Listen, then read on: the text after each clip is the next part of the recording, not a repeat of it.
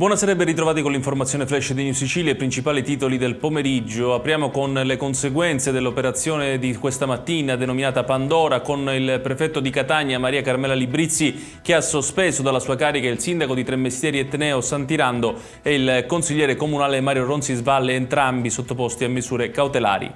Rimaniamo sull'operazione che ha visto coinvolto anche il vicepresidente della regione Luca Sammartino, che ha rassegnato le dimissioni dal suo incarico, rinunciando anche alla delega all'agricoltura.